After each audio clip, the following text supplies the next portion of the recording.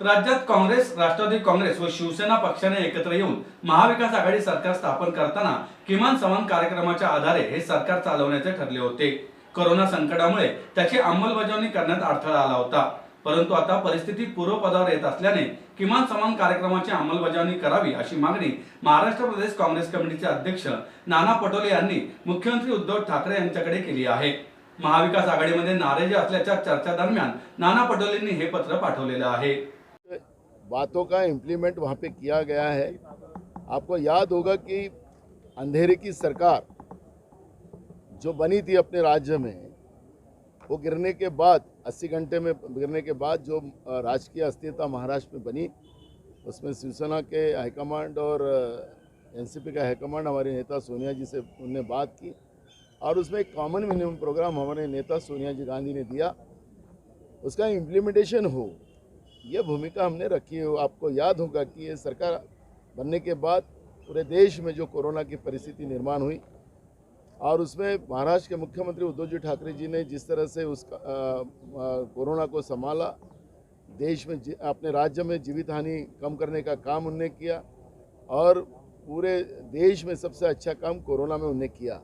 उसी समय में पहले ही सेशन में उन्होंने किसान की कर्ज माफी की घोषणा की, उसको पूरा किया गया और अब ओबीसी, शेड्यूल कास्ट, आदिवासी, अल्पसंख्यक यही समाज का आखिरी के इंसान तक इसका डेवलपमेंट हो और राज्य सरकार ने सभी को न्याय देने की भूमिका कॉमन मिनिमम प्रोग्राम में रखी गई, उसका इम्प्लीमेंटेशन हो, ये बात हमने सरकार को याद दिलाई है।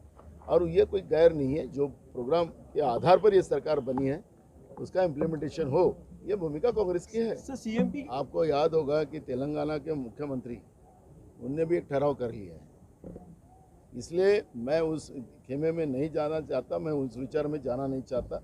वो सब अपने अपने पार्टी के नेता है और उनके पार्टी के नेता वो बात रखने, उनके कार्यकर्ता उनकी अपने पार्टी के नेता का नाम बड़ा हो, ये करना कोई गलत है, मैं उस बात को, मेरा कोई विरोध भी नहीं है।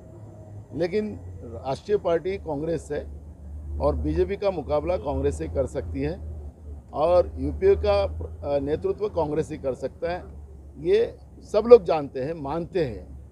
लेकिन इस बार ये सब बातों को हम लोग हमारा बहुत सारा कुछ बोलना गलत है। देखो, आपने झूठ मूठ की सरकार केंद्र में आई है, कितना साल झूठ बोलोगे? 2014 से लेके बार बार झूठ बोलकर देश वालों को कितना बुद्धू बनाओगे आप? ये अगर वो इतना ही अपने आप को होशियार समझते हैं कि हम विषय को बदलेंगे और डाइवर्ट करेंगे, दूसरे पे आरोप करेंगे, अब आरोप करने का काम बीजेपी का ख़त्म हो चुका है। जनता ने उनको बहुमत की सरकार केंद्र में दी है।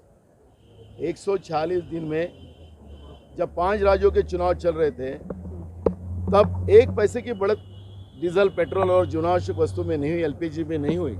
तो 140 दिन में के बाद ऐसा कौन सा भूकंप आ गया देश में कि रोज़ तुम कीमतें बढ़ाकर लोगों को उनके जेबें काट रहे हो, उनके जेबों में डागा डाल रहे हो? ये सवाल आज देश की जनता पूछ रही है। कांग्रेस तो पूछेंगी, कांग्रेस को अधिकार है, क्योंकि कांग्रेस ने जब कच्चे तेल के दाम अंतर्राष्ट्रीय बाजार पेट में ज़्यादा होने के बाद भी जनता को न्याय देने के लिए डीजल, पेट्रोल और एलपीजी के दाम कम रखे थे और इसलिए कांग्रेस को अधिकार है। और जो लोग 56 इंची का सीना दुनिया को, देश को बता रहे थे, आज कहाँ गया 56 इंच का सीना जो देश की जनता के जेब काट रहे हो?